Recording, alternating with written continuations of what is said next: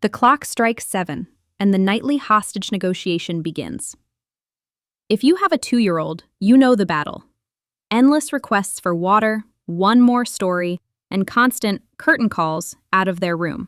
It's exhausting. But this struggle isn't your fault. It's a predictable part of their development. And there's a science-backed, 4-step framework to turn this nightly dread into a peaceful ritual. In this video, we're breaking down that exact plan to help you reclaim your evenings and master bedtime for good. First, let's reframe what's happening in your 2-year-old's brain. This isn't a battle of wills. Your child isn't being bad. They're being a normal 2-year-old. At this age, they're in a developmental explosion, discovering their own independence and realizing they're a separate person from you. This is a huge and sometimes scary revelation. Bedtime forces the ultimate separation from you, their source of comfort, which can trigger very real separation anxiety. At the same time, their newfound desire for autonomy means they want to exert control over their world. So when you say, "It's time for bed," their brain screams, "But I want to decide what I do." This internal conflict, the need for security versus the drive for independence, is what fuels the stalling and the protests. It's a desperate bid for control and a test of boundaries. A consistent, predictable routine is the answer. It creates a ritual that signals safety and security, helping them feel safe enough to finally let go and rest. Step 1. The circadian reset, engineering the environment for sleep.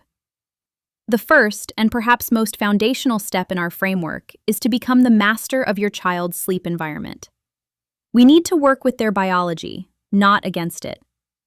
Toddlers are incredibly sensitive to their surroundings, and their internal body clock, or circadian rhythm, is powerfully regulated by light exposure. This is where so many well-intentioned parents accidentally sabotage bedtime. For at least an hour before you even start the bedtime routine, you need to initiate what I call the circadian reset. This means systematically eliminating sources of blue light. Blue light, the kind emitted from screens like TVs, tablets, and phones, is particularly disruptive. It sends a powerful signal to the brain that says, "It's daytime, stay awake," effectively stopping the production of melatonin, the hormone that makes us feel sleepy. A strict screen curfew an hour before bed is non-negotiable. But it's not just about screens. Look around your home. Are the overhead lights bright and stimulating? Begin dimming the lights throughout the house. Switch off harsh overheads and use soft, warm lamps instead. This house-wide dimming signals to everyone in the family that the day is winding down. Inside your child's room, the environment is even more crucial. The ideal sleep space should be cool, quiet, and, most importantly, dark. If your child needs a nightlight due to a fear of the dark, which can pop up around this age, the color matters immensely. Opt for a nightlight that emits a red or amber hue and place it low to the ground, away from their direct line of sight. These colors have a much longer wavelength and are less disruptive to melatonin production than blue or white lights.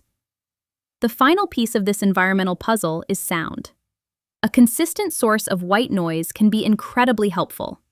It doesn't have to be loud, just a low, continuous hum from a fan or a dedicated white noise machine. This sound works by masking abrupt household noises, a distant siren, a dog barking, you accidentally dropping a pan in the kitchen, that could otherwise startle them out of a light sleep cycle. The goal here is simple. You're creating a calm, quiet, and dark cave that communicates one clear message to your toddler's brain. This is a place for sleep. This isn't just about making the room feel cozy. It's about biologically priming their body for rest. By controlling the light and sound, you are taking the first powerful step in aligning their environment with their natural sleep-wake cycle. Step 2. Internal biological support. The gut-brain sleep connection. Once the external environment is optimized, our next step is to look inside. What you feed your child in the hours leading up to bedtime can have a profound impact on their ability to fall asleep and stay asleep. We're going to leverage the powerful connection known as the gut-brain-sleep axis. This doesn't mean you need to prepare a complicated meal. In fact, the goal is a light, nutritious snack about 30 to 45 minutes before the bedtime routine begins. A heavy meal too close to bed can interfere with sleep, but a rumbling tummy can also cause them to wake up. The key is to choose snacks that contain two magic ingredients: fiber and tryptophan. Fiber-rich foods help support a healthy gut.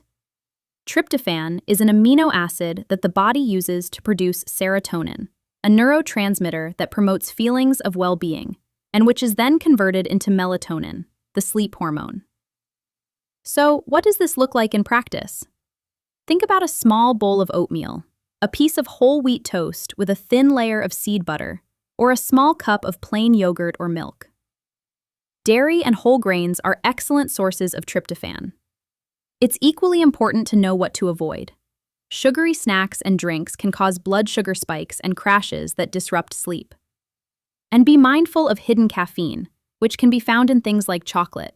By providing a small, targeted, sleep-supportive snack, you are stabilizing your child's blood sugar and giving their body the building blocks it needs to naturally produce the hormones that facilitate deep sleep. You're supporting their biology from the inside out. Step 3. The emotional anchor, the 3 C's routine.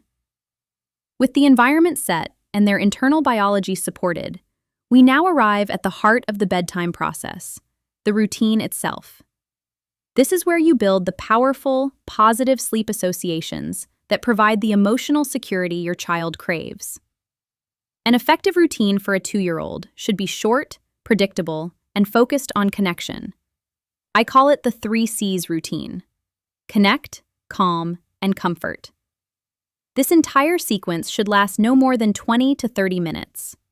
A routine that drags on for too long can easily lead to an overtired toddler, which ironically makes it harder for them to fall asleep. The first C is connect. This phase is all about focused, one-on-one attention. The best way to do this is by sharing a printed book together. While it might be tempting to use an e-reader, the light from the screen can be stimulating. A physical book allows for cuddling, pointing at pictures, and a shared, quiet experience that strengthens your bond. Let your child choose from 2 or 3 pre-selected calming books. This gives them a small, appropriate dose of the control they so desperately want. The second C is calm. This part of the routine involves the physical rituals that signal the body to wind down. A warm bath is a fantastic tool here. The slight drop in body temperature after leaving the warm water is a natural trigger for sleepiness. Keep bath time calm and gentle, not a time for wild splashing games. After the bath, move directly into brushing teeth and getting into pajamas. These consistent physical steps are powerful cues that bedtime is imminent. The final C is comfort. This is the last step before you leave the room. It should be brief but full of warmth and reassurance. This includes the final tuck-in, a goodnight cuddle, and a consistent goodnight phrase. Saying the exact same thing every single night, like, "I love you, sleep tight, see you in the morning," becomes a powerful sleep cue. It provides a clear, final signal that the day is over. The goal is to place your child in their crib or bed when they're drowsy but still awake. This is a critical skill, as it teaches them how to transition from wakefulness to sleep on their own. By consistently following the connect, calm, comfort sequence, you are creating an emotional anchor that makes bedtime feel safe, predictable, and loving. Step 4. The behavioral structure, the bedtime pass. You've created the perfect sleep environment, provided the right nutritional support, and executed a beautiful connecting routine. But your 2-year-old still pops out of bed asking for another drink of water. This is where the 4th and final step comes in, providing a clear, gentle, and firm behavioral structure. For a toddler who is testing boundaries and craving control, one of the most effective tools is the bedtime pass. The bedtime pass is brilliantly simple. It's a physical token or card, something you can even decorate with your child to give them a sense of ownership. that's good for exactly one excused trip out of the room, or one request after they've been tucked in. One more hug, one more sip of water, one last trip to the potty. Whatever it is, they can spend their pass on it. Once the pass is used, it's gone for the night.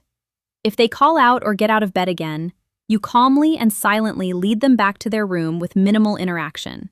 No talking, no eye contact, no lengthy negotiations. Why is this so effective? The bedtime pass works because it directly addresses the developmental needs of a 2-year-old.